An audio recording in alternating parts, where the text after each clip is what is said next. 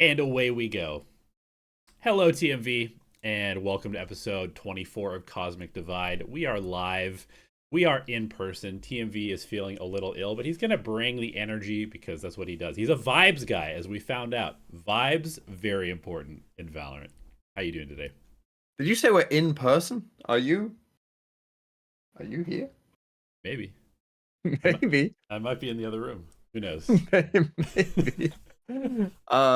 Yeah, it's been another week of VCT, some weird results, some surprising results.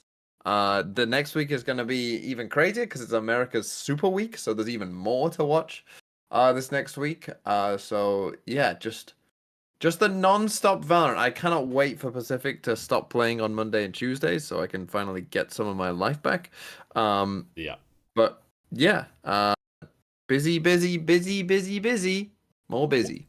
What's the time zone for you for Pacific? Like what time of Too day? bad. It starts at 9 a.m. Okay. Normally it will end around like 2 p.m., 1 p.m. So like that. So it's not too bad. Yeah. I'm kind of in the time zone to have a decent chance of watching every region.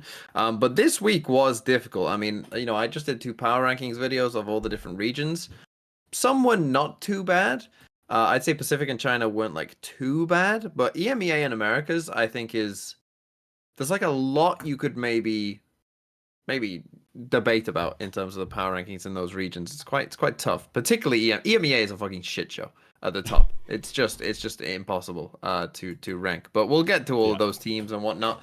Let's dive into things. You wanted to start off with the new agent, Clove, who is finally eligible to be played. Was meant to be last week, but some bugs got in the way, but now those bugs have been fixed.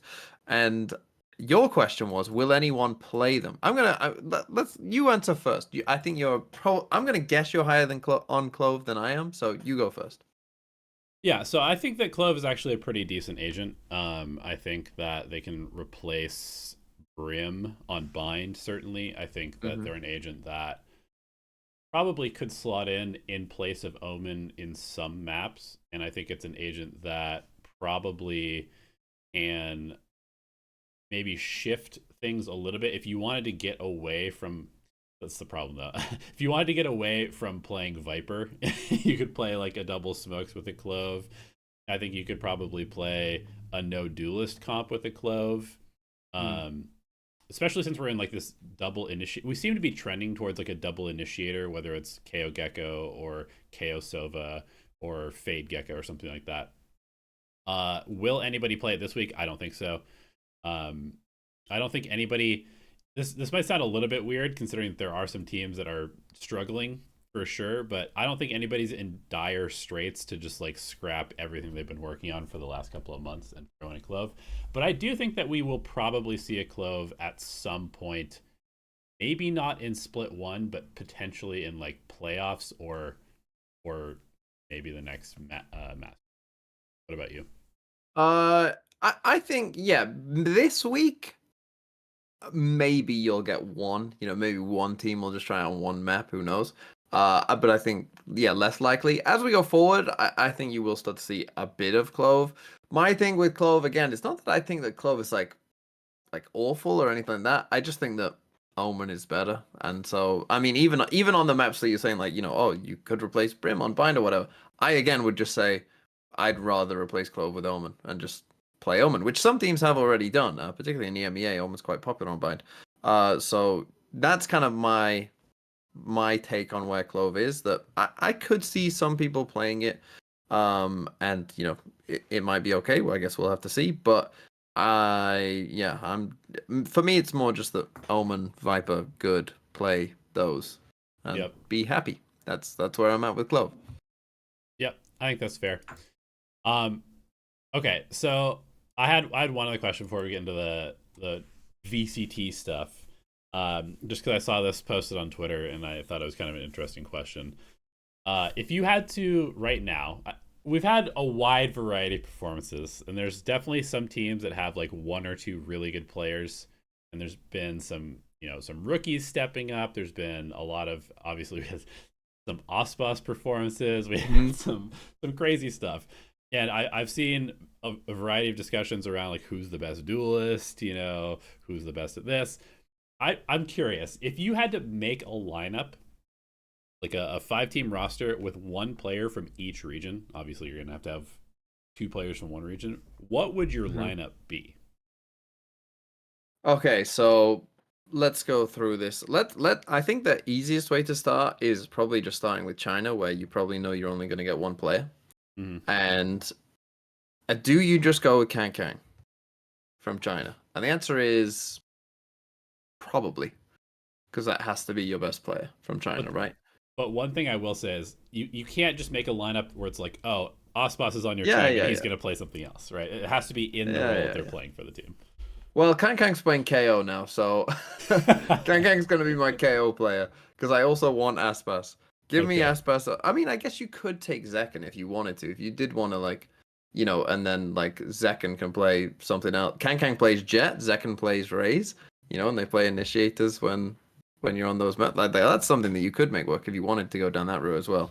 But maybe I will say that. Yeah, let's go for that. I'll take Zekken. I'll take Zekken and Kang Kang, who will kind of flip between duelists, and then I'll take. Can I? Does Narrate count as EMEA? Yeah, I mean he's playing in EMEA. Okay, yeah. And then I'll take Narrate as my, initiator. I'll take. Kind of need a controller, don't I? Who am I playing controller? Who are you taking as a controller? That's a tough one. There's a lot of really good ones right now. Yeah, that's a Yeah. that's a tough one for controller. My mind always just goes to as soon as I say controller, I just think Mako. But is Yeah. it Mako? Because Mako is good. Mako is very good. That He's could had a just be bit of my a Pacific. resurgence as well. I don't hate it. Yeah, I actually could go. I could go Mako a controller and then just take less as my Sentinel, and that's pretty sick. We're gonna do work Yeah. with that team. I think. Yeah, I'll say that. Why not? Okay. So you have Ospas and Les from Americas, Mako from Pacific, Kong Kong from China, And narrate the MEA. Narrate from EMEA. So 3 Americas players. How the tides have turned. Cool. I like that. That's not bad. I Yeah. think probably for me, I would have to get Ospas in there as well. I mean, this guy is on another planet right now. I don't know what's going on. I think I'm probably going with him. I think from EMEA, that is really, really tough. There's just so many Mm. not good players in EMEA, Yeah. No, I think probably from EMEA, Nere is very hard not to pick, especially since he can play a whole bunch of stuff. Yeah. I think you probably got to go with him. And then as far as China, I think China's definitely the toughest one because it's like so clearly Kong Kong is the best player there, especially Mhm. now that they're maybe putting him on Rays. But I don't know, man. I think I don't know if I can play him as just a KO. It doesn't really work. I feel like We're I playing need an KO every map, my team. feel like I need an actual initiator player. Um, maybe I pick Smoggy and he plays Omen. Mm. He plays Omen and a little bit better Yeah. flex maybe than Kong Kong. And then for Pacific, I mean, yeah, it's got to be Mako and Smokes, right? Or Charon, perhaps. I Oh yeah, suppose yeah. he's been pretty good. Yeah, he's quite Um, good. I but might I take that mean, back. Yeah, but give me Ma- Karen. but Sorry, Mako. Mako, but Mako is the No, no. Smokes god. I think I'm t- I'm buying the young. I think Karen has potential to get better. okay. And plus, like if you get Karen as well, like there doesn't. We're out aiming everyone with less Aspas and Karen. Like no one has a chance. Like they Yeah. don't have a chance. And I mean, yeah, narrate in there as well. Like you don't have a chance. Like literally, you don't have a chance. Okay. So we're basically locking in the same team. Yeah, Cool. yeah. Well, it's a good team. It's a good team. Like It's a good literally, team. no one would have a chance. Yeah. You put those 5 players together, no one has a chance. And Anyway, let's honestly, dive. we're almost all the way to speaking English anyway with the three Americas players, so all good. Yeah, let's dive into these teams then, shall we? Shall we Let's do do what we it. did before, where we just kind of go through the games that will be happening, preview them somewhat, talk about what those teams have done. You put Pacific first here on the sheet, so I don't know if that was on purpose or not, but Yeah, we're gonna start with Pacific. we're gonna start with Pacific, which just ended not very long ago. It did just end, but our first game. What is with these banger first games in Pacific? Last week it was Gen G Paper X. This week it's Gen G again. This time against DRX. Gen G lost to Paper X in that game. I'm not sure if you caught it. I certainly did.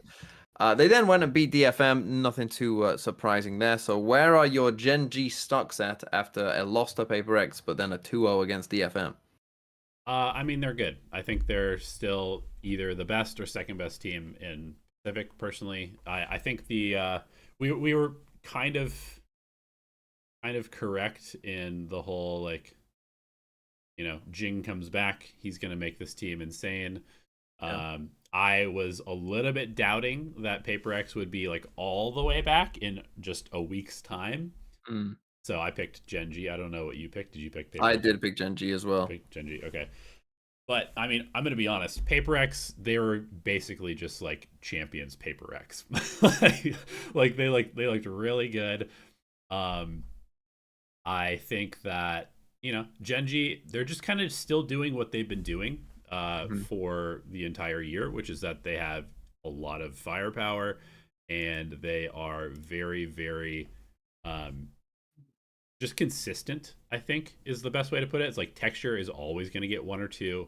You know, they're going to have some like incredible clutch moments. They're going to have some moments where they just simply shoot better. But I think that Paper X's spark is back, and so they just got a little bit kind of overwhelmed by Paper X just hitting. You know, it's a little, no matter how ready you are for Paper X, it's always different when it's just like, oh, we're 2 seconds into the round and there's 5 players in the site all shooting us right now. Yeah, I was a little worried. The Icebox game in particular worried me for Gen G. The rest, I mean, Bind wasn't amazing either, but the Icebox game was really, really frustrating to watch from a Gen G perspective. And Alex even came out after the game and said, like, we should not have won Icebox. And I think he said that they should have won Lotus, Paper X, and Gen G should have won Icebox. Because Gen G's attack on Icebox was just not good. There's no other way of putting it. They would just slowly, like, they would take the first part of a site, you know, of A or B, then they would sit there for 30 seconds, let Paper X rotate across, and then just hit the site. And they just did that over and over again, not realizing the Paper X, they were always running into stack sites. Always. They were playing on hard, they were playing Icebox on hard mode. They never had anyone across the other side of the map saying, guys, there's nothing here, come back to B or come back to A. They never had that at all. It was honestly kind of bizarre for a team this good to play the map in that way for me. I was really kind of like, what are they doing? And there were still moments, like you say, that, you know, they're fine, and then obviously they played DFM, and like, yeah, obviously they're still, like, even when these top teams, you know, like, you're like, oh, what are they doing? They're struggling. You know, and we saw this with the teams coming back from Masters Madrid as well. Like, when they play the mediocre to bad teams in their region, it doesn't matter. Like, it literally doesn't matter. They're just going to beat them anyway because they're so far above them. So yeah, I am a little down on DRX. Let's talk about DRX though. A little down on DRX, a little down on Gen G, but DRX, it's all coming together for them. I mean, it's just looking better and better and better. They beat T1 in that. What was that? I said, "Yep." That's. I mean, that's that. I feel like DRX is now kind of in these 2 weeks with them playing as T1 and then going into Gen G in week 3. This is sort of like the litmus test for DRX and like whether they are actually going to put it all together, right? Yeah. But I think either way, like for me, and when I was doing the power rankings as well for the regions, like I came away thinking like very clearly, like DRX, Gen G, Paper X will be the teams that go to Master Shanghai, and there really isn't much doubt for me. I mean, against T1 on Breeze, I mean, Itsu just had a crazy game. I mean, they were just getting farmed by literally one player. It was kind of insane. But then on Split and Bind, like, it wasn't even close. They were just very clearly a way better team. Yep. and playing well. So I'm interested to see what you think of this. Who are you going to pick then?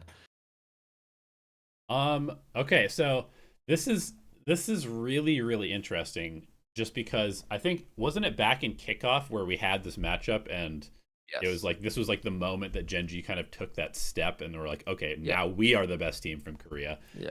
And yeah, I think going into this one, it's really close because Genji has a lot of footage on them now, which I think is going to benefit DRX. And I feel like the matchup of like Glow and Termi versus Solo has been kind of like going back and forth, back and forth, back and forth.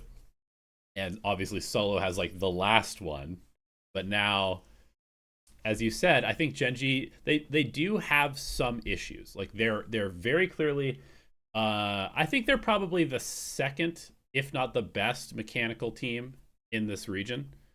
Um it's it's either them or Paper X is the best mechanical team, and then I would say DRX is probably like third or fourth, probably. Hmm. Um, but I think that Genji is still kind of relying on that a bit. I think their strats on some of the maps are still kind of shallow. They're not particularly good. Breeze kind of comes to mind in particular. Um, and so I would give the strategic edge to DRX at this point. And I think that, like Bane, for example, has really kind of impressed stepping into a kind of a complicated team and role. I think last week or like this past week, we saw the real Mako for the first time, maybe the entire year, where it's like, oh Hmm. yeah, this guy is the GOAT when it comes to Yeah. controllers. Um, and yeah, I think I might just go DRX just because picking Gen G like to win over DRX two times in a row just seems like hard. It just seems hard for Gen G to beat them twice in a row when there is time to prep for this. Oh, now you put me in a dilemma because I was gonna pick DRX and that was gonna be my big surprise pick, but now I kind of want to pick Gen G just to be different. So, oh, do I pick Gen G even though I don't fully believe it? And the answer is yes, I will. I will pick Gen G Okay. even though I don't fully believe it. All right. Oh, Well, that feels bad though. Anyway, I let's mean, move on. Let's move on to always trying to be the Bleed. contrarian, getting yourself in trouble. You gotta have some there gotta be some different picks here.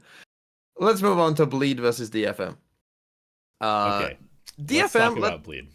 let's start with DFM Okay. because there isn't much to say. They played Okay. against Gen G, they lost 2-0 this week. That's all we saw from them. Yep. There really isn't much to update you on DFM too much, I don't think.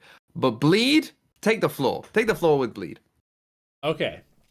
I have a little bit of hope. I Okay. I don't think that they are ever going to be particularly good. I think they have some very serious role issues. I was Oh, I was thinking that's about it more and more and more, and I was looking back and I was like, why don't they just put Ye on like Sentinel and then Darion on their entry? Because Mhm. that makes more sense. Ye, okay, here's the thing. First of all, let's address Ye. Ye is a Sentinel player. He's always been a Sentinel player. He played Chamber for an entire year, and even when he was playing Jet, he played Jet as a kind of passive opper. Like even when you're playing Jet, you can kind of be a Sentinel player. Like you sit there and you use your dash to get out and use the op to kind of stop people from coming into the site. Unfortunately, Darion is also a Sentinel player. He was a Chamber and Jet passive opper who also plays Killjoy. So they have two players who play the exact same role, and then they also have picked up a Sentinel player in Retla. Okay, so they have three Sentinel players on their team, and they have nobody to go forward. And so they're kind of forcing Ye into this role. And I say that as if they're like making him, Ye, go sacrifice yourself for the team. But somebody kind of has to do that, right?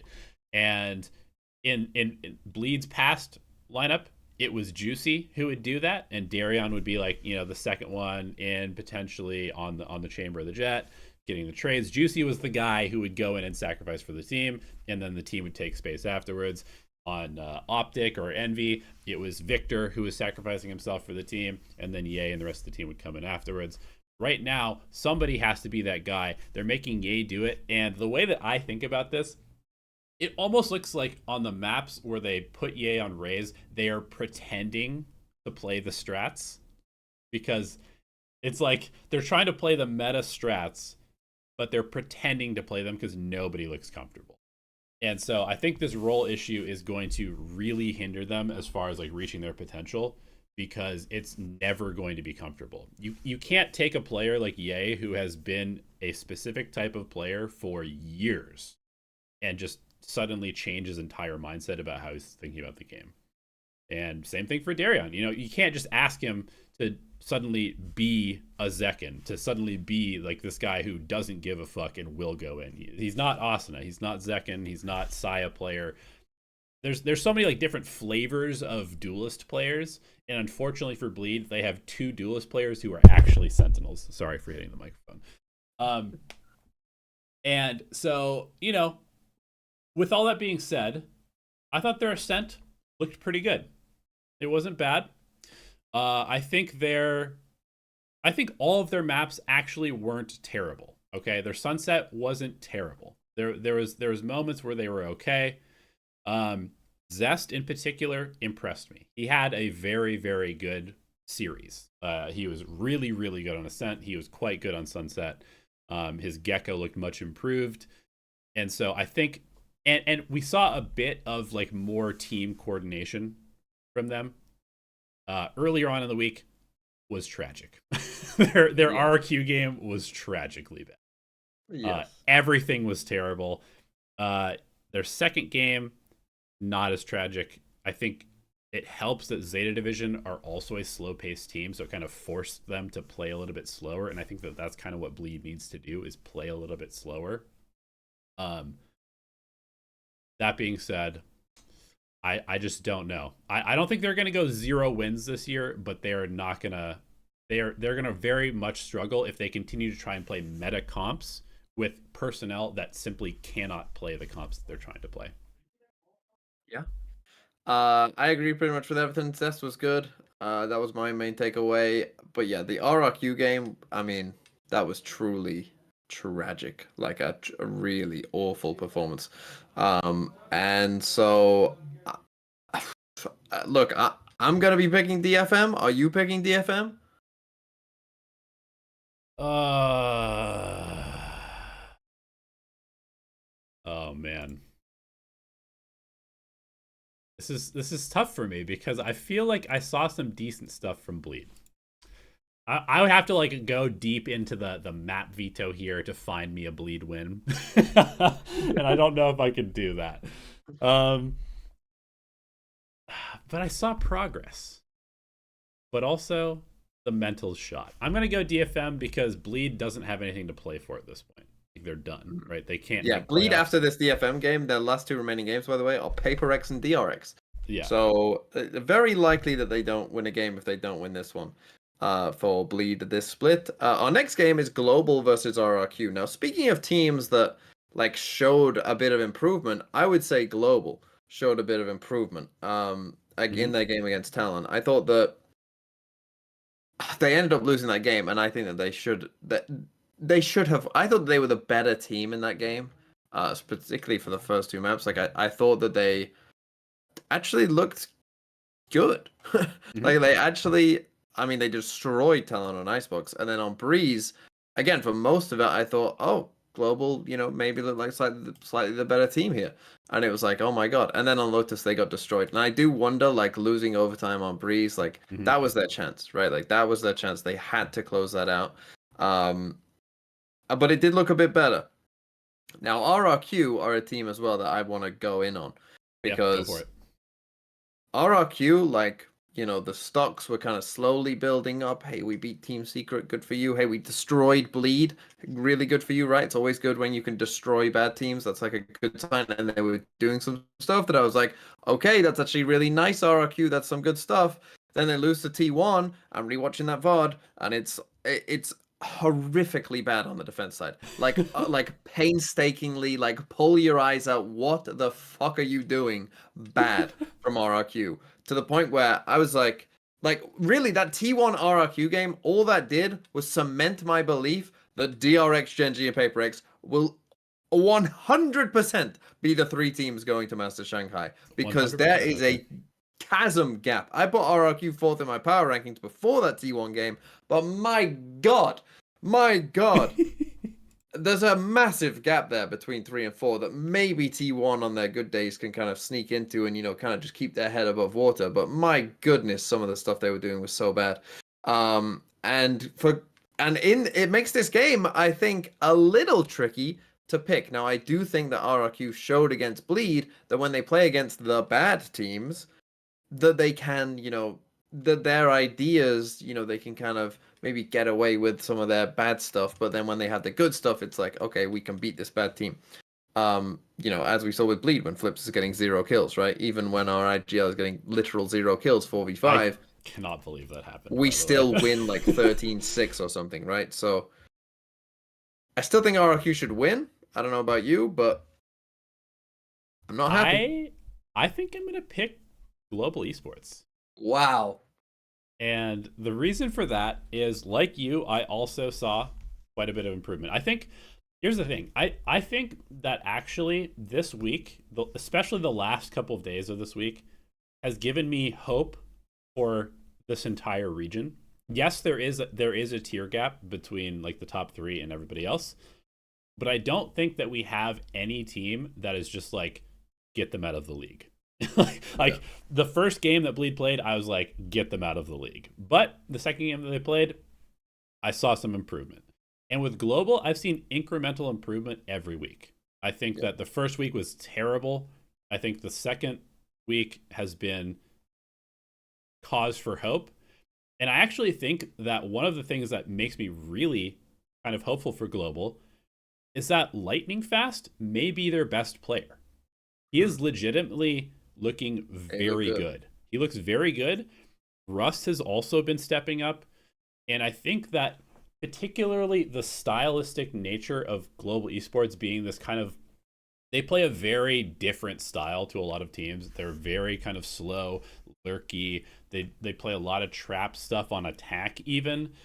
And I think that is the type of style that RRQ is going to struggle against, because RRQ has one speed and it is going forward at all times. And I think that it could play into Global Esports where they can just kind of sit back, allow RRQ to like feed into Polvy's op on attack, allow them to feed into Benkai's lurks, that type of stuff.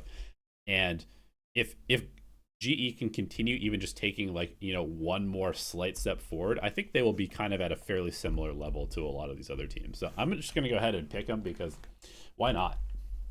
Wow, that's bold. It's bold. And when RRQ win like 13-6, 13-7, I'm sure next week we'll come back and say, what were you doing? I'll say, get them out of the league. Get them out of the league. But yeah, it could happen. I wouldn't be shocked. Yeah, if you get the bad RRQ and a good, decent global performance, if they keep improving, I actually could see it. Let's move on. Team Secret versus Paper X. Now, Team Secret, I don't even know what to say about Team Secret, to be honest. They're this year's Giants for me, where it's just like they're just there. They're boring. They're kind of like, they are stable in a way, like in terms of being like that middle of the pack team. But they're stable because sometimes they're good and then other times they're bad, and it's not like week to week. It's like map to map. Like sometimes maybe good, sometimes maybe shit, and like literally just, who knows? We'll flip a coin, we'll see who we are, and then they kind of balance out in the middle. Yep. Because of that. Do you want to? No, it's a really good way to put it, because it's not like they're stable, consistently mediocre at every map. It's like one map they're good, one map they're terrible, one map they're fine. Yeah, that's who they are. Paper bizarre. Rex, I mean, is there any way we're not picking Paper Rex in this game though? Because aren't they just good? Skill gap, and I think Paper X on even like an average, the middling day is much better than Team Secret. Yeah. Okay. Paper X win. Then T1 versus Talon. Now, some interesting tale of the teams here as well, because T1, they've been a bit of a roller coaster so far in Pacific. I mean, they did start off, to be fair, with like Paper X, DRX in their first couple games. So, that's tough. And they've had to play 2 games each of the first 2 weeks as well. So, we'll give them a bit of slack. But they did beat RRQ. And, apparently Xcura is now the IGL. And Big news. that worked well against RRQ and whatever they were trying to do on defense, which is good. And now they face a Talon team who did almost lose to Global, and I think my Talon stocks aren't that high, to be honest. What about you? Yeah, I think I agree. I'm gonna pick T1 in this game. I think a couple of things want me or are making me do that. I think first of all, as we were kind of talking a little bit about before the episode started, the Excurate change I think is interesting. You kind of interpreted it as like, well, they're kind of, they're just doing kind of basic stuff, and teams like RQ are running into them. I look at it a little bit more in terms of, I think the switch up has given them a little bit more attack prowess, in my opinion. I think particularly on attack is where the Excurate change is really going to make them a better team, and we saw that in the two maps because he calls in a very different style than Carpe. I think Carpe was kind of like to the system as a caller, like whatever the strats are that we've cooked up in scrims, that's how we're calling. But I think that Excurate, I mean, we have to remember that he has a huge amount of experience as an FPS player. Like he has a lot of Counter-Strike experience. And I think that kind of showed in the attack where there's a lot more willingness to just kind of like mix things up in how they're approaching their rounds. Okay, we're just literally going to make no noise and walk all the way onto A site on Ascent. And it's such a crazy call because contacting all the way onto Ascent, A site, is so dangerous. But if you have the read that it's going to be open and they're going to be stacking towards tree and cat or middle or whatever, you can just make that call and make that play. And that type of call is something that you're going to see out of like a CS player. You're not going to see that out of a Valorant player because there's so much utility to lead the way a lot of the time, is that Valorant players tend to, and Carpe, I guess he's like an Overwatch player, but it's just like specifically a call that you'll only see out of, like an Ethan, you'll see it out of like Nitro, you'll see it out of these players who have like a heavy Counter-Strike background, and you won't see it out of anybody else. And so I think that is exciting to me because a lot of people don't know how to deal with that. When people don't give them information and they're just walking around or like sitting far back and then like slowly contacting into place, it feels really uncomfortable to play against because you're like, what the fuck is happening in this round? Like, where are these guys? Then all of a sudden there's 5 people like at your doorstep and it's too late. So I think it's pretty cool. We'll see if it continues to be good, and we'll see whether teams start to like anti them or not. But I think T1 has a little bit of spice, and Talon is just a very chaotic team. And I don't, they're like Team Secret, but like the bad version, where it's like they have more firepower than Team Secret. But map to map, I have no idea what these guys are doing. Yeah. So I'm picking T1. You picking T1? I'm picking T1. Yeah. Okay, let's move on then to we got some other games to talk about, 3 other games, but there's only one team we haven't talked about thus far, I think, which is Zeta Division. Now, Zeta Division, in my opinion, I'm just going to sum it up in a couple words. They're not very good. Do you disagree? I think they're very mid. I think they're very okay. Mid. Okay. Are they going to beat Gen G? No. No, they will not. No, Gen G will win that game. Then we've got Team Secret versus DFM. You know what? I'm going to go on the Team Secret little roller coaster ride here. I'm going to pick Team Secret to win that game. Yeah, I think that's fair, honestly. You pick a Team Secret? I think that is fair. Actually, yeah,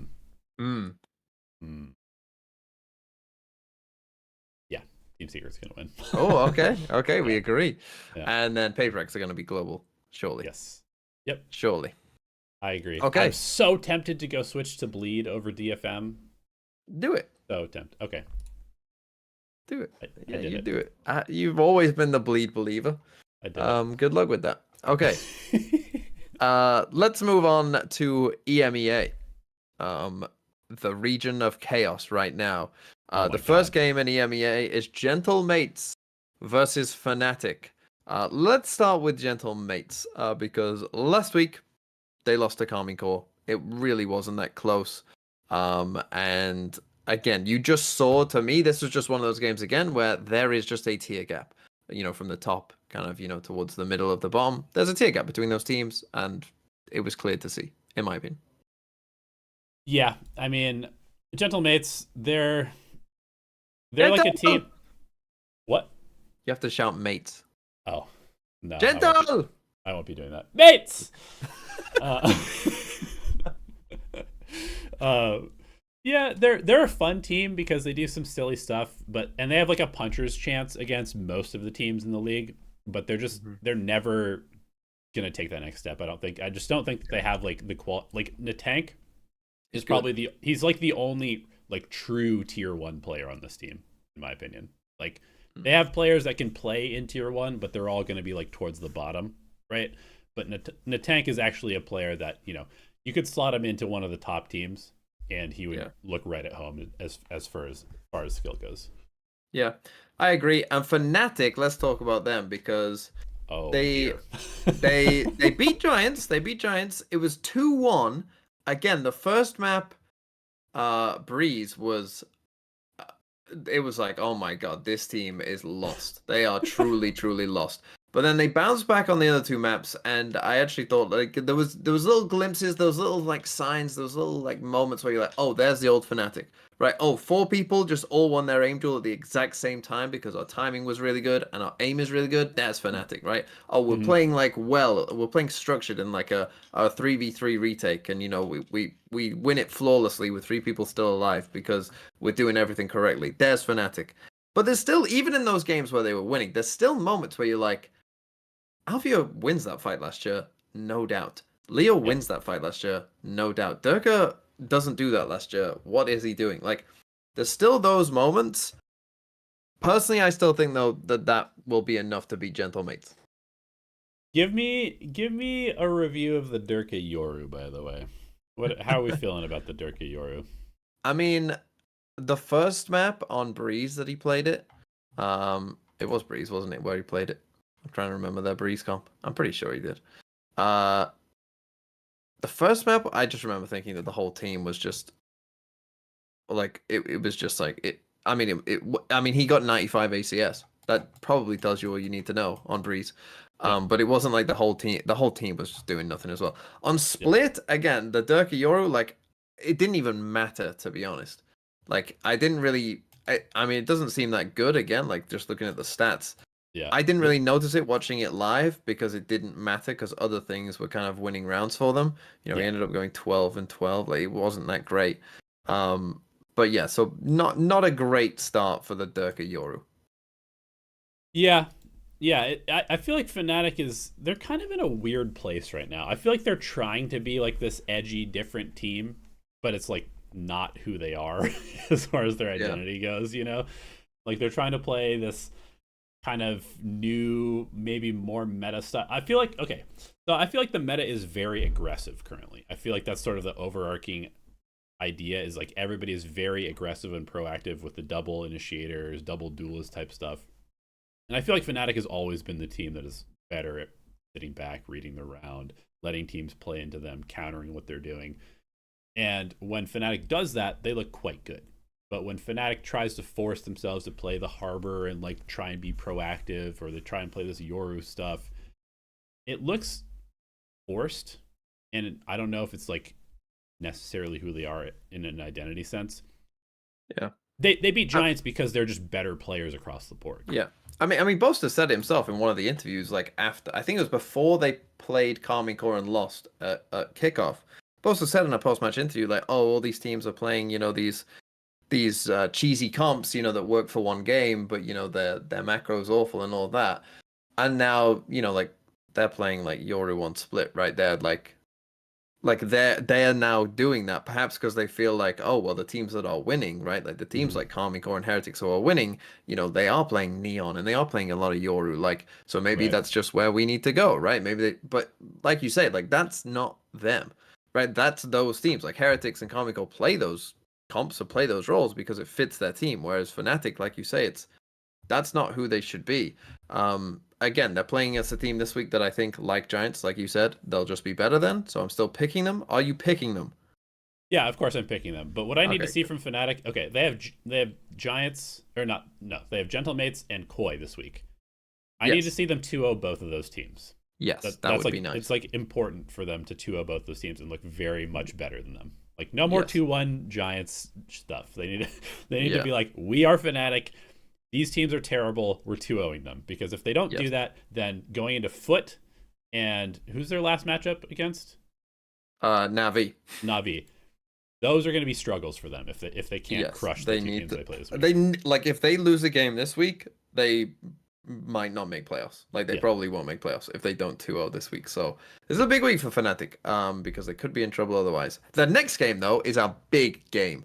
A really big game. Karmine Corps versus Navi. And this is what I love about EMEA this year, because there's another game we got this week as well with Vitality Foot. Like, because there's like this 6-team like upper window, like every week in EMEA, there's like 2 games where it's like, oh, I have no idea who's going to win. And it's between 2 good teams, which is like, which I think makes EMEA super fun to watch right now. Yeah, I agree.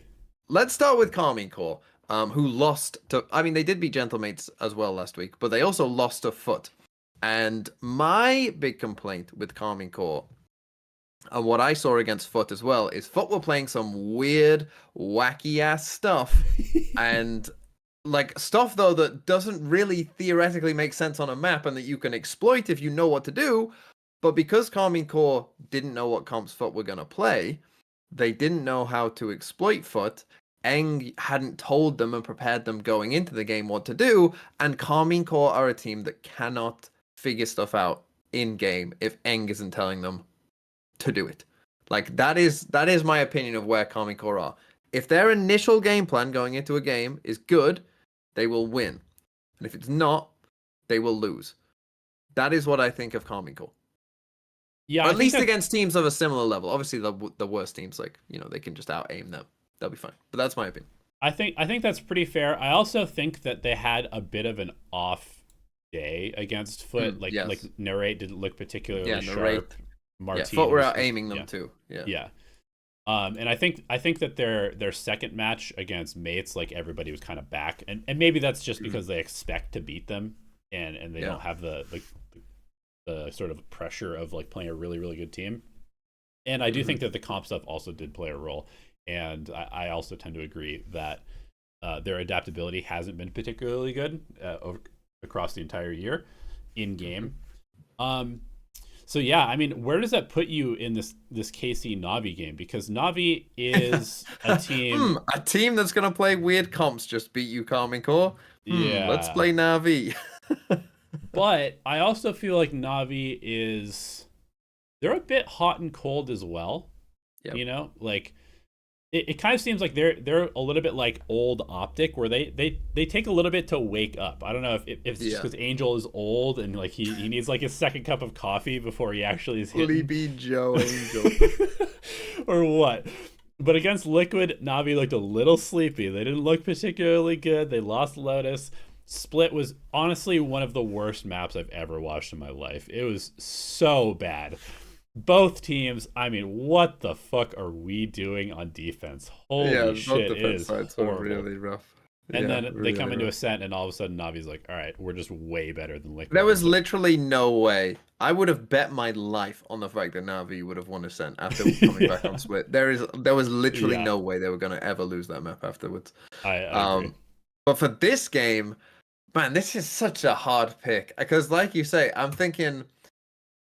like Navi, maybe they will play something weird and throw Karmine Corps off, and you know, maybe not. Like there's a world where I see Navi that they just have the right read and they like are in control of this game. You know, and Karmine Corps don't know what to do. And then there's another world where if Navi do start slow and Karmine Corps kind of just start rolling, then they just won't look back and keep rolling. And I really don't know which one is going to happen. Yeah. Who are you picking so then I can think? I think part of me wants to pick Karmine Corps because I think that maybe they have like a higher ceiling than Navi overall.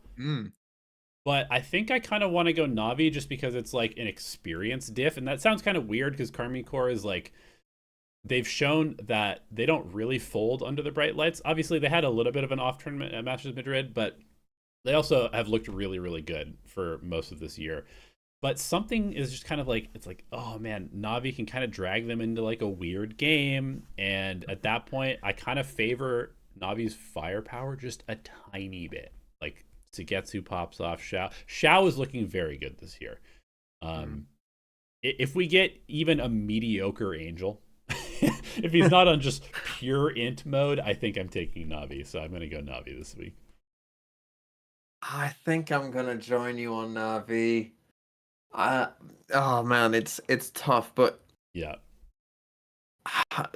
I'm gonna go Navi. Let's Okay. just move on because this game is gonna eat away at me. I'm gonna constantly be thinking, oh no, pick Army, pick Army, go. And then as soon as I Yep. do, I'll be like, pick Navi, pick Navi. Yeah. Anyway, Agreed. let's go to an easier game. Nice simple one. BBL versus Heretics. BBL, look, they beat Koi in literally the worst game you'll see all year. Like tearing your eyes out, awful. I mean, even though BBL won comfortably, there was multiple rounds of BBL that were awful. Like truly, The oh first my 3 rounds god. of the map were some of the funniest. Oh my god, just absolutely awful. Heretics, they lost to Team Vitality, who we'll get to in a second. But there's no way they're losing to BBL. No, Even I though mean, Woot again isn't playing. yeah, and I think it's whatever. Honestly, like I think that the core that they've been playing with without Woot is good enough to beat basically every team in the league on a good Yep. day. I think Vitality were kind of popping off. Yeah. I think you play that game back several times. Heretics probably comes out 60-40, maybe. I think. Mm. Um, I think it's close. I think Vitality are definitely taking steps forward as well. But Heretics, they're going to crush BBL. And I think that losing to Vitality is going to fuel them to be like, nah, we're not falling off. We're not going to be that team. We're going to slap these guys around. Yeah, 100% agree. Heretics are going to win. Vitality versus Foot, though, here's another one of those games where it's Banger. like again, I have no idea who to pick. In fact, I do have a bit of an idea who to pick, and let me explain. So Okay. Vitality beat Heretics, and that was the Vitality coming out party. And Vitality start to the season, by the way, is about as hard as you can get. They Yeah. started with Navi, they then played Heretics, now they're playing Foot. It Yep. it softens up greatly as next week they play Mates and Giants, and then they play Koi in the last week. So if they can win this game as well and come out 2-1, they probably win the group, to be honest. Like they probably end up going 5-1 and winning the group, I would guess. It seems pretty likely at the very least. So this is a big game for Vitality if they can win. I was genuinely like, okay, that was a lot better because the first week I did think like they got stomped on the second map, right, against Mhm. Navi. Like they really got stomped the second map, and that made me worry a bit. But in this game, like I genuinely was like, oh wow, like they could have won Sunset as well, right? It could have been a 2-0, and that wouldn't have been necessarily unfair either. And I think, we in the first week we had Kicks playing, like full time Sentinel. It looked like in this one, maybe it's just a map thing, I don't know. But in this one, Kicks is playing Sova, then he's playing Gecko, and then on the last map he was playing Gecko again. And it just looked better, right? It just looked better. So. Mhm. I, I'm hoping that maybe that's just a change that they've made across the board. I don't know if it is a map thing or not, but I'm feeling pretty good for them. The reason that I think, and I am going to pick Vitality. The Mhm. reason I'm going to pick Vitality, even though I put Foot at number 1 in the EMEA power rankings, is because I think that Foot, if they don't have other comps that they're going to play on some of these maps, They're their gonna get figured comps out. have their comps have fundamental flaws. Mhm. Like their Lotus comp can't win a rubble fight. That's a pretty big deal on Lotus. Yeah. Their bind comp can't go B on attack, and they literally did not go B on attack apart from using the teleport. And like Yeah. oh, everyone's here, let's just TP and go to B. That's the only time they went to B on attack, against Kami Core. Like so, if they're playing those kind of comps, and you know that they're gonna play those kind of comps, and you can prepare for them, Mhm. I don't see how they win. So I'm picking Vitality. Yeah, I kind of tend to agree with you. I think Trex had a very good week also. He looks a little bit more integrated than he had in week number 1. I think that, I mean, again, Safe, I feel like most games that Safe is in the server, he's like either the best player in the server or like close to it. Um, doesn't really matter what role he's on. Mhm. And yeah, I think that some of the younger guys like Kicks looked quite good. I think I'm probably just gonna pick Foot just to be different, even though I kind of think Vitality is gonna win this one. Yeah. I think Foot are good too. Like, and I kind of agree with your comp stuff. That being said, I also kind of want to just believe that the weird stuff will continue working, you know? Yeah. No, it definitely could. And look, Yeah. if FUT do change their comps, if they've got slight variations or little different things that they're doing, Yeah. then I love this team. Like I love this team. I just think if they come out and play the same stuff that with a week's prep, like they caught Karmine Core off guard, but with more prep, Vitality could take it from them. But there's definitely a world where FUT just out aim Vitality because this team is cracked beyond belief. They're so fun to watch because of that too. And the thing is as well, and there was really a clip that I noticed that was like so like, oh my god, that no one would do this. Ata Captain's in a situation, I think it's like he's on C on Lotus, and he ends up getting like a 2K, and there's like he knows that other people around him on the site, and I'm just thinking like every player in that situation, after you've just hit 2 amazing shots, like he's literally one tap, like bang bang like that. Everyone else stays and like I'm the boss, I'm taking this third fight. He gets out of there, he runs away. It's a 5v3. He's playing safe for the team, and I was like, this is insanely good. Like no pro player does that. You just don't see it when they've hit 2 insane shots. They always are like, watch this, I'm gonna ace, and then they die, and it's a 4v3, and then maybe you lose the round. And I was just like, those little moments like that as well with FUT, where it's like, that's the difference, right? This is how FUT went from like just a Turkish aim team to like, oh no, but they're actually really good. Right. Like is those moments of like that they have discipline. They know when to go. They know when to not go. It's good. The decision making is good. Yeah, but I'm still gonna pick Vitality. How are your CNED stocks at the moment? Ooh, so CNED week 1 was pretty rough, or like not amazing. Week 2 I think was better. He's still not. Yeah, that's the thing with CNED. You're always comparing it to Acend, particularly on this podcast. Acend peak CNED, right? Where he's literally the best player in the world. I think we perhaps need to let go of that idea. You know, that idea is maybe gone now. He's not going to be the best player in the world. Agent too. Yeah, but he's still good, right? He's still a high level tier 1 duelist player. Yeah. Just maybe not, like top 20, top 15, top 10 player in the world, maybe as much anymore. Maybe, he's in that like, maybe at his best, he's at the, kind of that 10 to 20 range, something like that, which is still good. Yeah. I mean, he's still really good at an op. His rifling is still very good. And honestly, I kind of love it when he's playing a little bit of a supportive role because he's not bad at it. Like he gets more value out of a supportive role than a lot of players because his aim is so good. And like on this team, I think it's okay to like get one and die because your team is gonna absolutely destroy it. Because you've got other players behind you who are like unbelievable as well. Okay, let's move on from what should be a banger game to an absolute mudbath. Team Liquid versus Giants. We got to start with Team Liquid.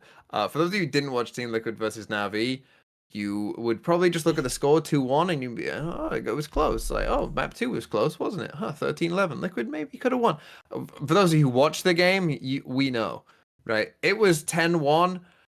Liquid were up. They were going to win this game. And the most liquid of liquid games happens and they lose from 10-1 up and lose 13-11. Again, that's almost tough to do. Like, and again, I think if it wasn't Na'Vi, like again, if it wasn't like Na'Vi or Fnatic, I think honestly every other team folds there, to be honest. It doesn't even have the belief that they can come back at any point. But it is Team Liquid and they're always good for that kind of thing. So yeah, that was funny. And any other thoughts about Team Liquid? Man, it's just I don't know what it is with this team. Like they are just such a crushing loss. They're just so bizarre. Like I don't know. Like when they were beating Na'Vi, like a lot of stuff was going well. Yeah. They were playing with confidence. Their plans were working. Yeah. They were making some good reads. I think the biggest thing with this team is that they just as a collective like lose confidence in the game plan when things start going wrong. and it Mm, it tends to snowball where it's like I feel like you could yeah, actively see the calls from Enzo getting worse and less well informed and like more yeah, desperate to make something happen. yeah. And it, And then your yeah, Yampies and Nets just start like going off on their own and just yep, like, oh, I'll win the round, guys, don't worry. And then they die, and it's like, yeah. oh, They start to like try and do too much because they're like yeah, desperate to just close out the game, and then that's yeah, when a really good experienced team will just pick you apart. yeah. Um, but that's the thing with Liquid though. Like, obviously everyone's gonna talk about the choke and whatever, but like for the first map and the first half of the second map, like it was good. You Yeah, know, it was good. And if we were playing first to 10 instead of first to 13, you know, everyone would have been like, "Wow, what a team!" Right? yep, This like because to beat someone, beat a team like Navi, yeah, Navi have to play bad, but you have to be playing pretty well. Like yeah, you can't like otherwise it would if you're both playing bad, you'd end up at 6-6, right? It wouldn't be 10-1. right. So but then obviously, yeah, like you say, it maybe they are just a bit of a confidence team, but in this game against Giants, who again maybe they looked a little better against Fnatic They than they took a did in the map off first week. Fnatic.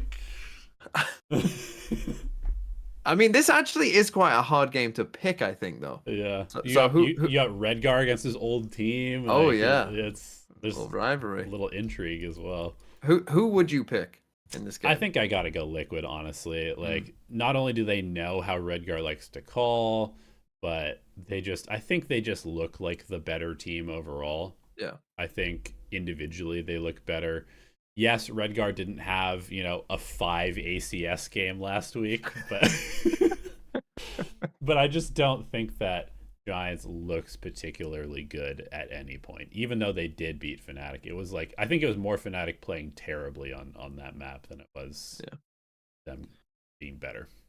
Yeah, I'm with you. I think we've just seen a bit more from Liquid, so I'll pick Liquid as well. And then the final game, Fnatic Koi. You were talking about being hopeful for Pacific in terms of not wanting to kick anyone out of the league.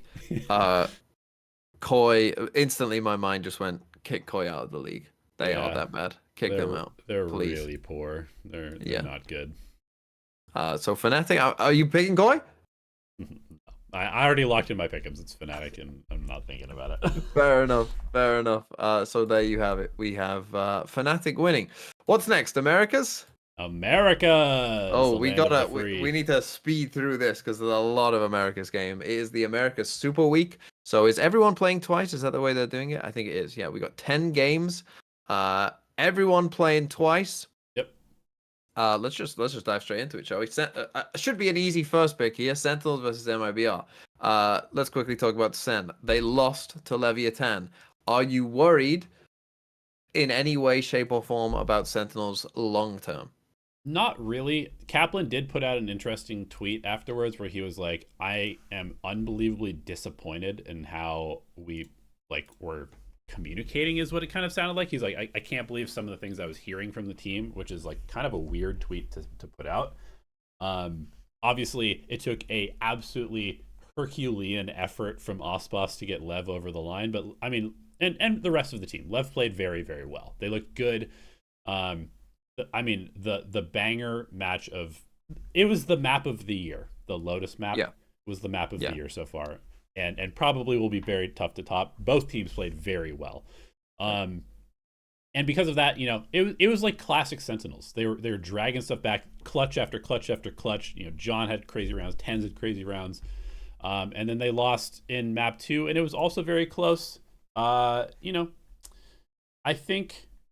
think it's maybe one of those situations where it's just like there's so much footage on them now that unless they start changing things a little bit, adding a few extra wrinkles, they're just a little too predictable for some of these really good teams with high skill, where they're not going to Mhm. be like bullied by Sentinels. And unfortunately for MIBR, as we saw against Crew this week, MIBR just does not have the firepower to hang with the top teams. Just straight up. Yeah, Like, even if their yeah, game plans are good, they would just get outshot by like the best teams in the world, and Sentinels. yeah, yeah. 100% agree. So we're both picking Sen. I'm going Yep. to assume. Yep. Cloud9 versus Loud. Ooh. So Cloud9 beat EG, and they kind of stomped EG. To be honest, and Oxy went kind of. I guess it was 2-1, but in the two maps that they won, Cloud9 looked like the better team. Yep. So and Oxy went crazy as well.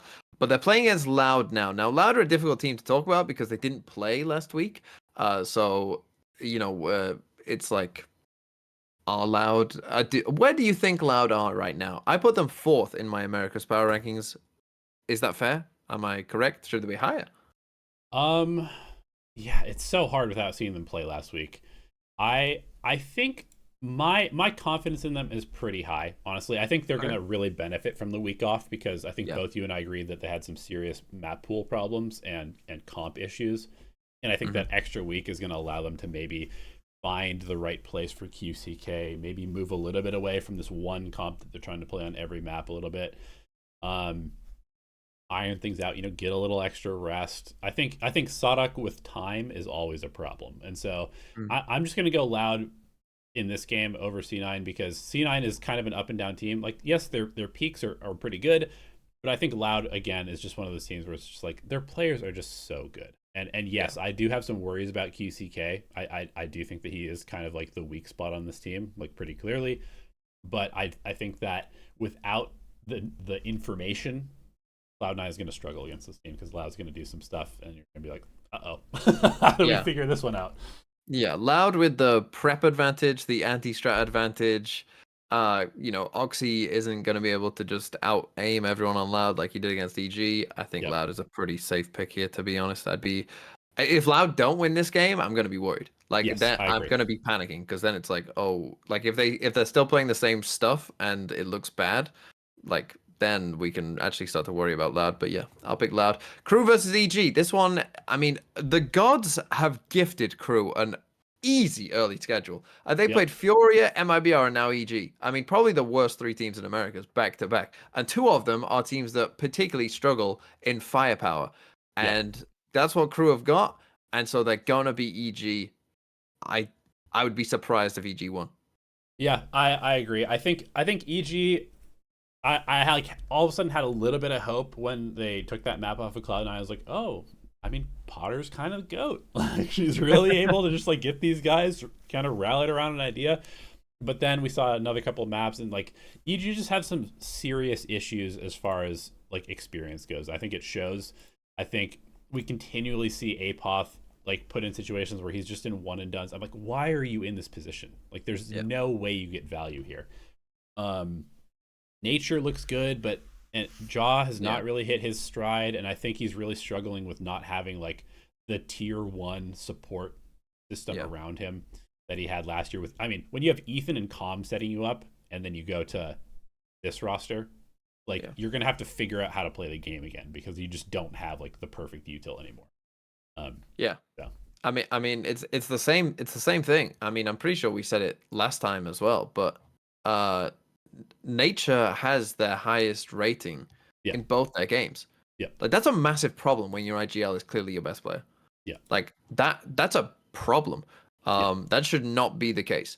And so yeah, Nature is like of the team right now. Obviously, Jorgamel we know from the past. Like obviously he is a good tier one player. But like if you're just looking at on this year's results, you would be like, well, the only guy who's like worth keeping would be Nature based yeah. off what you've seen thus far, which is a big problem. So yeah, I'm gonna be going for Crew.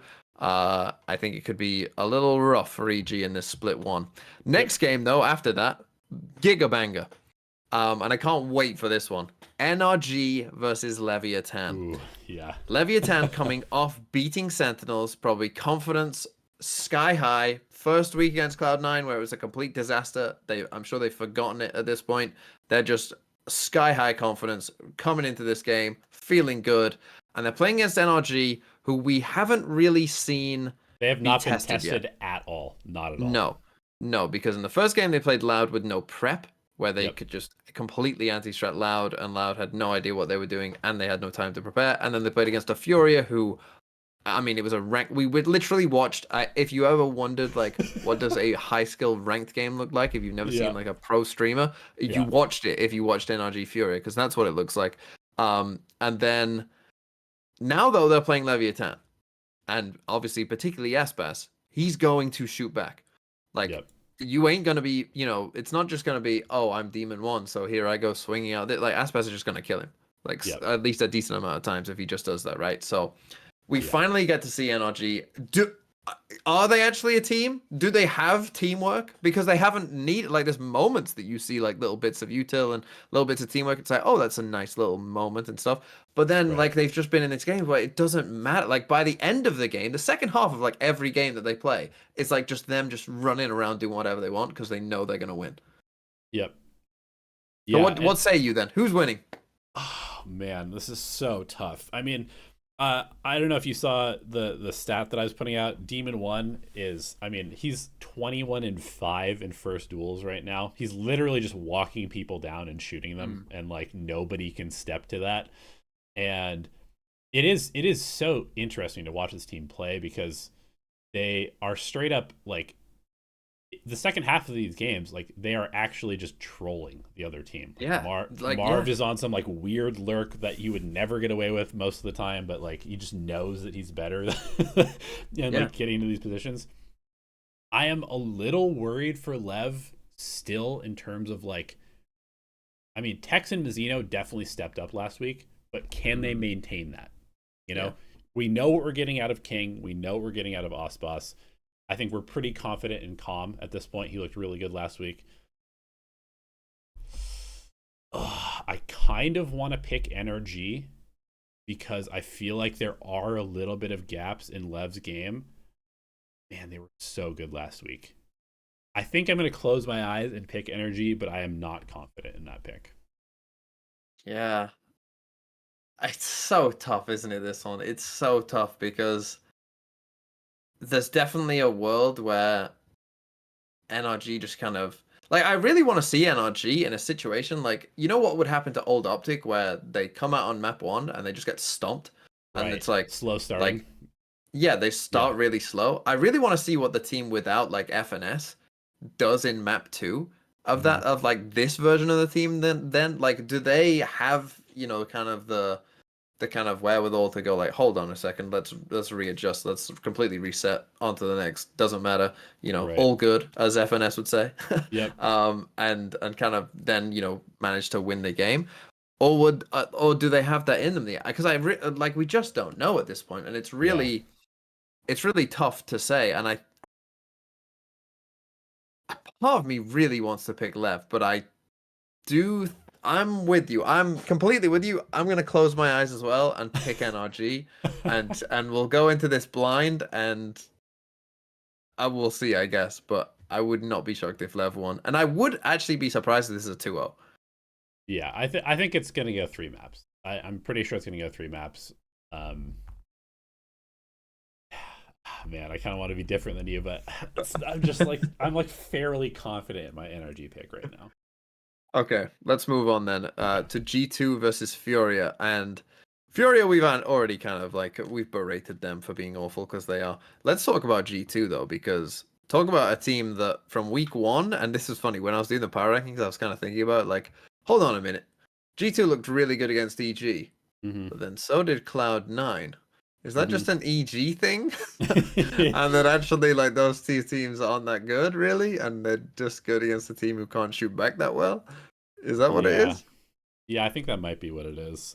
Mm. I mean, I'm picking G2 over Furia, but I don't think that this week is going to tell us anything about G2. Well, they will play Lev later on in the week. I don't think that this game is going to tell us anything about G2 because I think that they're just going to simply diff them. You know, like I think Furia, they will continue to get a little bit better over the course of the split, but they are starting from such a low bar where it's just like, you know, I don't know if you saw the behind the scenes stuff from Furia, where it was basically just Nazwar being like, you guys are playing really shit. Like you need to not play like shit. And, you know, and so do we have confidence in them to get better? Probably a little bit, but it's going to be rough for them this split. Yeah, I think so too. And I think you can even see like I think MW's got it into his head that he needs to always win the round. Like he's got that mentality of I need to win this round, otherwise we're not going to win it. And so he ends up making some awful decisions and making some awful, like, super aggro, super risky, ridiculous, like, timings and trying to, kill people.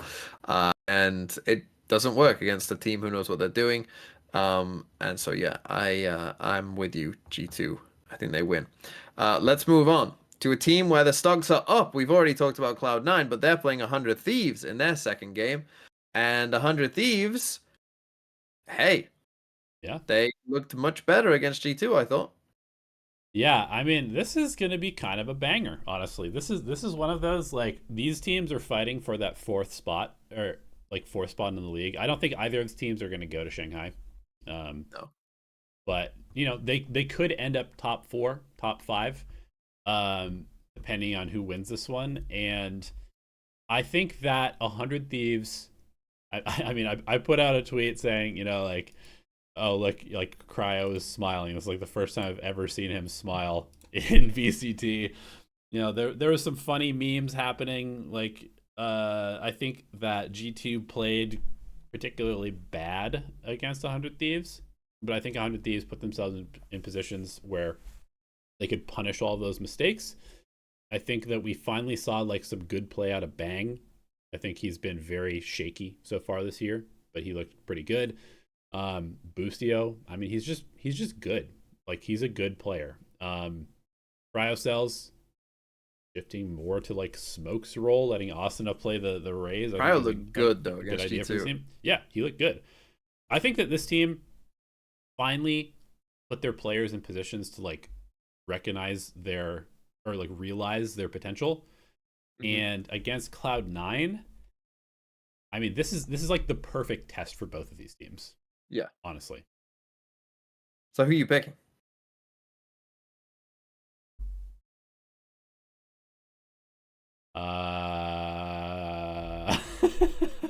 Who am I picking?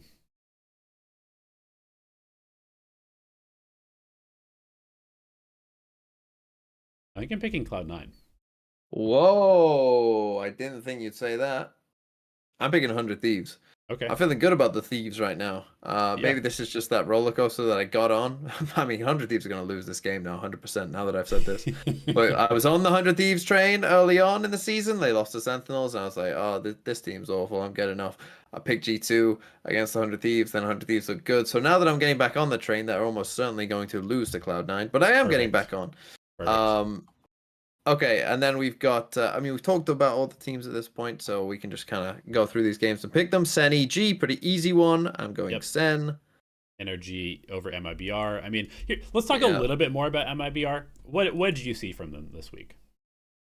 Oh, I just thought that, that they got ran over by Crew. Like, they just couldn't fight back. And particularly on Icebox at the start, it was like Crew were just hitting A, and they were getting just stomped down MIBR, and they took a timeout.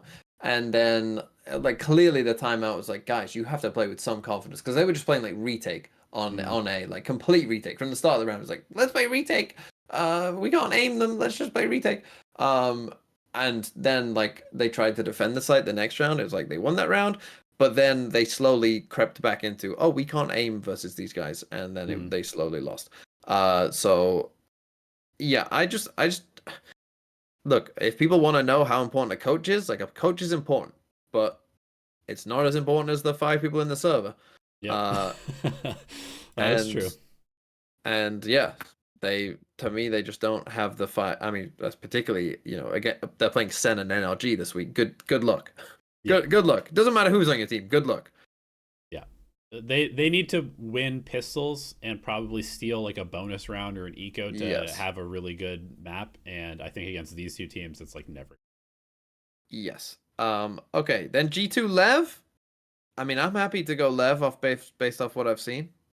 Are you on Lev? Yeah, I think I'm on Lev here. I think G2 is going to kind of. Okay, we have to talk a little bit about Icy, I think. I have not seen the spark from him yet. I feel like his replacement. Okay, so obviously they replaced Net. They moved Leaf to Sentinel, and then Icy is their new duelist. And so far, I have not seen anything from Icy that leads me to believe that he is going to be a standout player this year, and they need a standout player in their duelist to punch against the Sentinels, the NRGs, the Louds, and probably the Leviathans. And Maybe he will get there, but he's not there at the moment. And Lev, even if they lose to Energy, I think they're going to be mad and they're going to want to win the next game, and they're going to take it out on G2. Yeah, 100%. I mean, in that first game and the first week against EG, it was just like, I think he was okay, right? I don't think he was the reason they won, but he was fine. Like, it was fine. In the game versus 100 Thieves, though, it was like, oh, this is like not good. Yeah. Like, oh, that was like not good. Yeah. I agree. And so yeah, well, I guess we'll see. But yeah, so far it hasn't looked too great. And then our final, trying to figure out where you are is not a good thing to be doing when you're playing a team like Lev. you don't have time to be like, oh well, what should I be doing in this round? No, you're dead. Yes. The final game of Americas is Crew versus Loud. Banger. Is there any part of you that thinks the Crew could take this one? The Crew always used to beat Brazilian teams, don't forget, before like last year. They did. Yeah, I mean, I think there's a real world where they can win this, but I'm gonna trust Sadak to beat them. Because I feel like Crew's specialty so far has been let's brawl, let's out aim, and we just know that Loud is just they're happy to do that. Yeah. They're not going to get intimidated by Kesnet, and I think in the grand scheme of things, Loud will come up with solutions to Kesnet. They always have in the past, and I think they'll continue to do it, even though he's just an insane player and Heat has looked really good. But I'm going to trust Sadak here. It's going to be close. Same. Yep, same 100%.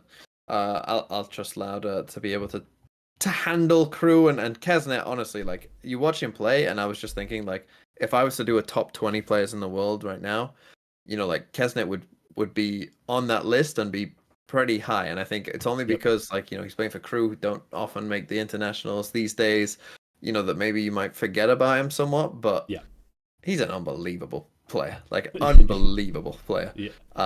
Yes. But not enough to beat Loud, because Loud also have some pretty good players themselves. So that was Americas, big week of Americas. God, it's going to be a lot of Valorant to watch this week. Yay! And speaking of the final region, is China, as your ex-president liked to say. Here we go. First game of the week. The biggest game of the week in China. Wolves versus Trace Esports. Hi-ho, Wolverhampton. All the way. They're going to win, right? Nope, Trace is winning. Trace is a good team. They're the third best team in China, like, pretty clearly. And I think I could make the argument they're the second best team in China. Yeah, they're good. They're very good. Yeah. Even as a Wolves fan, this one's looking unlikely. And which is such a shame because, again, like, Wolves, I do still think, like, you see it, like, I do think they are better than most of these Chinese teams, Wolves. And you see it in moments, but I don't think they're better than Trace, who I think Trace are like the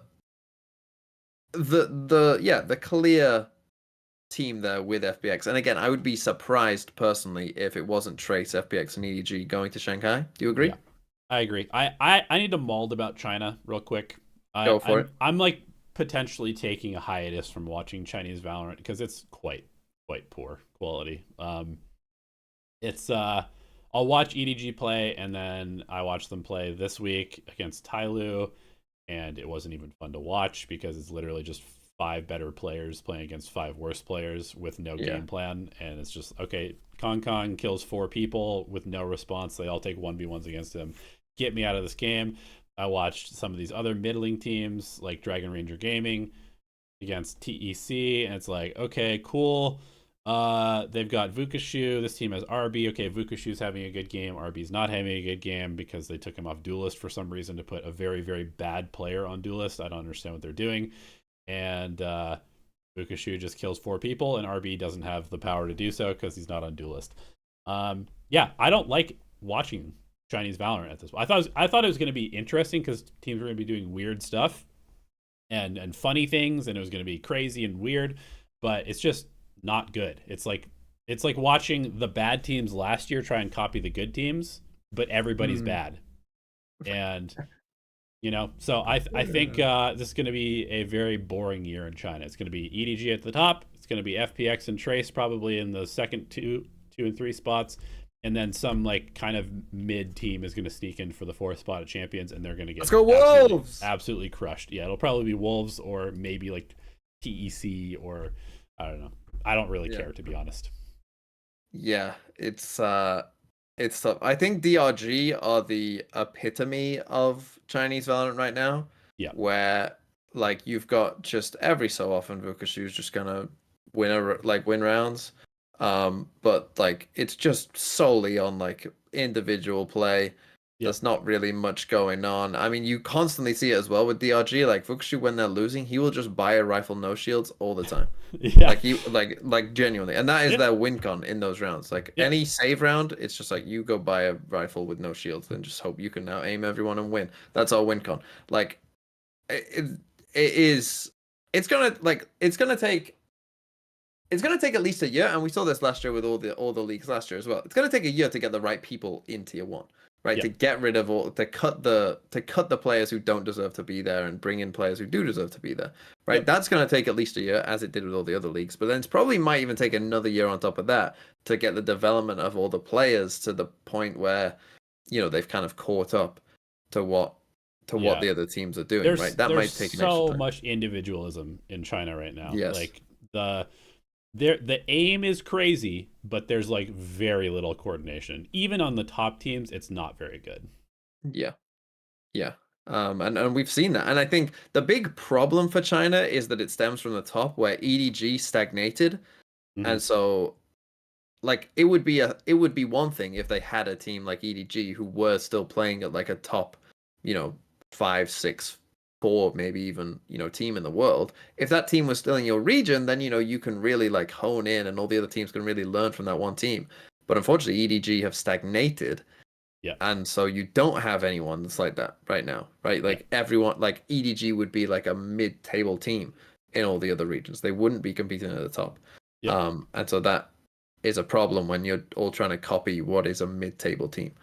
Either way, Wolves versus Trace, I'm even with you. I'm gonna go Trace because I think they are just like the top 3 is the top 3. Speaking of the top 3 being the top 3, FPX are gonna beat Nova. Do you disagree? Nope. It's gonna be. I think we can honestly kind of speed run these picks. It's gonna be Trace. It's gonna be FPX. It's gonna be Billy. Dragon Ranger JDG is the first kind of like coin flip. Is it Vukashu or Stu? Which one of them is going to pop off? I don't know. I'm going to pick DRG. Okay. I'm going to go JDG just to be different, but I think probably DRG is maybe a little bit better just because Vukashu is... Ilu Nova, Battle of the Bottom. Nova.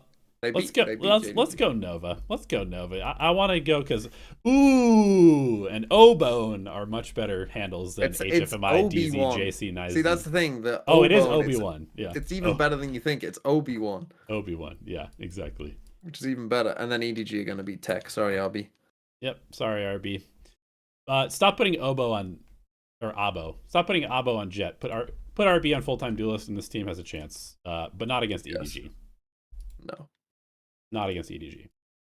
Okay, so that's China.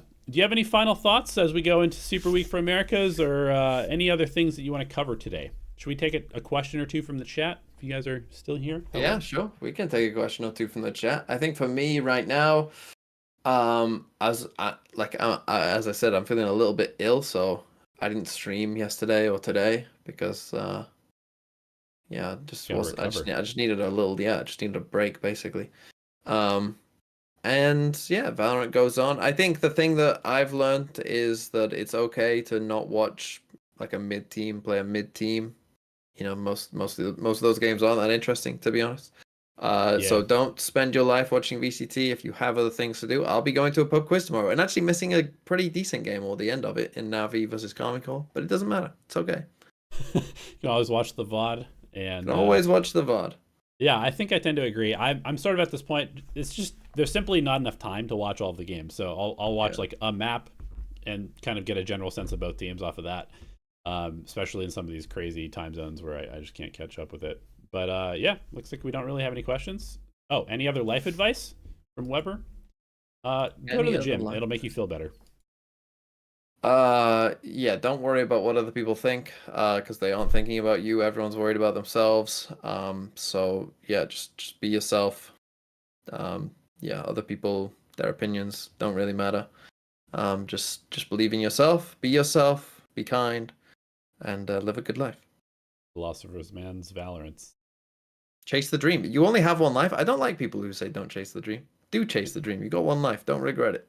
Look at TMV. He went from being a There's middle-aged plenty of time football to there's coach into a plenty of Valorant time to make streamer. money in your life. Like when you're young and in your, teens, early 20s and stuff.